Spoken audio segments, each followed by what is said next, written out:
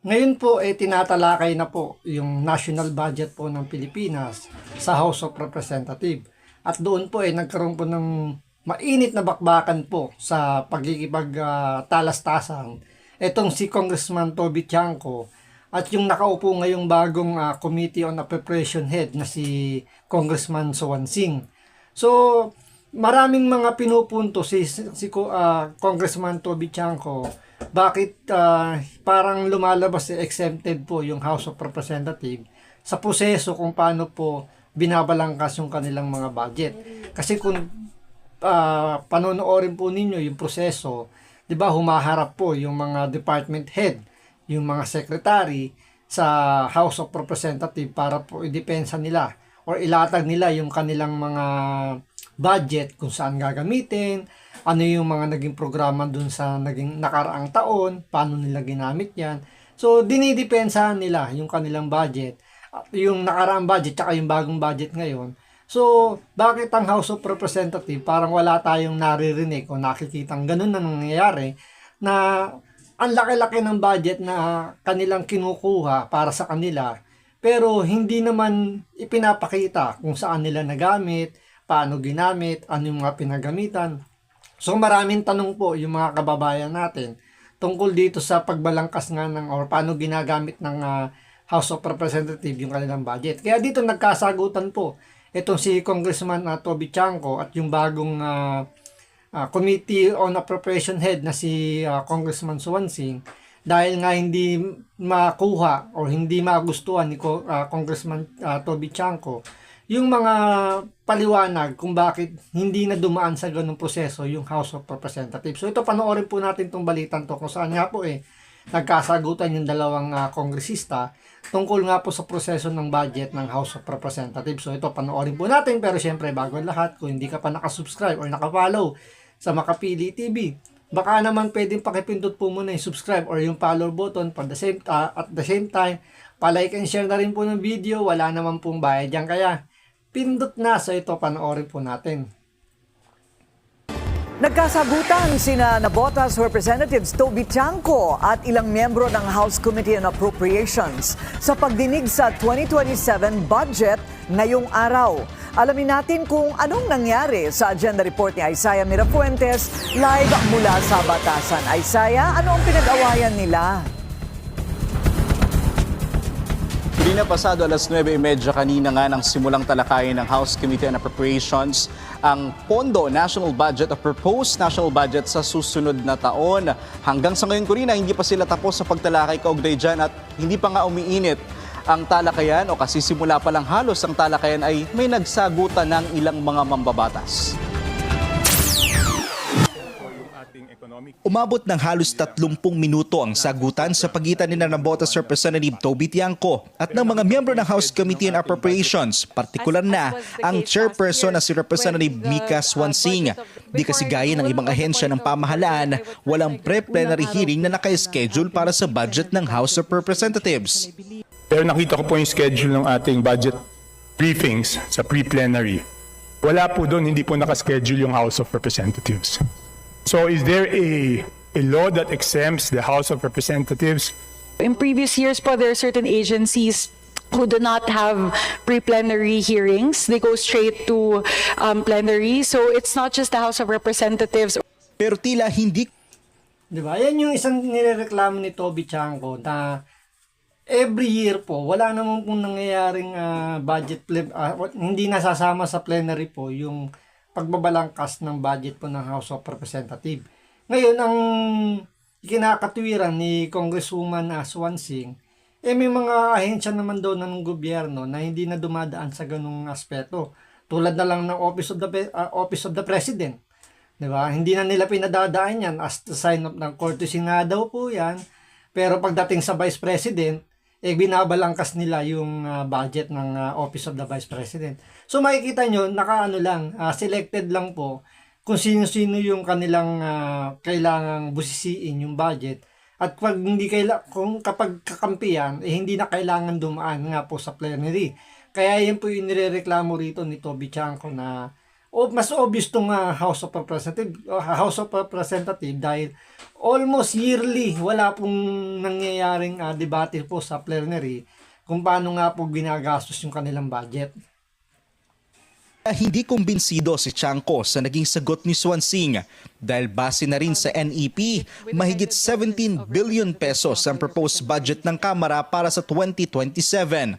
Kadalasan, nagpropose po ang House ng insertion na mas malaki pa doon sa original budget. Just like 2026, no? 16 billion lang po ang NEP natin, pero ang total budget is 35 billion. So mas malaki pa. Dapat po ipresenta po yung budget ng House of Representatives. Bilang ang laki ng idinagdag, 19 billion. Ang propose lang nila 16 billion para sa kanilang budget. Pero pagdating sa pirmahan kay Bongbong Marcos, nagiging 35 billion. So may nasisingit na 19 billion na pondo na hindi naman alam kung saan yung ginagamit. Of Representatives kung wala po tayong tinatago. Ayon sa komite, kukonsulta muna sila sa liderato ng Kamara. Kaugnay sa hiling ni Chanco. Madam Chairman, why do we have to submit it? This is about transparency. This is about the budget of the House. We are one with you, Representative Chanco, in Ma'am, you're one with pushing me, for but you are just transparency. you're circling around the question. So I want to know bakit ayaw natin i-pre-plenary yung budget ng House of Representatives. I mean, ano bang problema? What is the problem? Why don't we ask the House leadership? Nandyan man si Speaker, nandyan man si Madjo. Ba't di lang natin tanongin? Sa huli, bigo si Chanco at nanaig pa rin ang suhestyon ng komite na kanila muna itong pag-uusapan. Bukod dyan, Natural, pag dinaan sa botohan yan, siyempre, marami sa mga, or majority sa mga congressman, hindi papayag na mabusisi yung budget nila. Diba? Sino ba naman si Raulo na ipapasilip mo yung budget nyo? Diyan kayo kumukubra ng ng pagkalaki-laki, diyan kayo kumapaldo. So, bakit mo hahayaan na masilip yan? So, yung mga umiiyak lang na congressman na gustong mabusisi yung budget nila, kagaya ni Congressman Toby Chanco, hayaan na nilang umiyak sa Getly. Pero itong mga kumikita ng pagkalaki-laki sa budget po ng House of Representatives, siyempre, boboto yan na wag masilip yung kanilang budget. Diba? So, ganun lang naman ang labanan dyan. Dahil nga demokrasya po yung bansa natin, na supposedly dapat hindi ganyan. Pagdating dito sa paggamit po ng pera ng taong bayan, pero ang nangyayari, kung sino yung majority, sila yung nasusunod kung paano nila yung gagastusin. dyan, nanawagan din ng mambabatas na dapat sa budget ng DPWH ay naka-identify per district ang budget na ma-access rin ng taong bayan. Ang tanong naman ni ACT Teachers Party List Representative Antonio Tinio, kailan ang susunod na inaasang dagdag sahod sa mga empleyado ng gobyerno? Ayon sa Ito maganda yung sinasabi rito na kailangan malaman kasi kung saan ginagamit, magkano yung allocation ng mga congressman per district.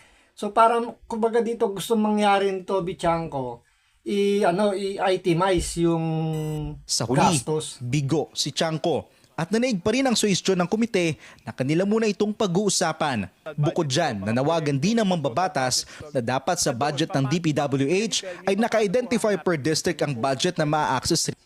Ayun di ba? Kailangan naka-identified per district yung mga budget ng mga kongresista sa mga proyekto nila sa kanilang mga constituent.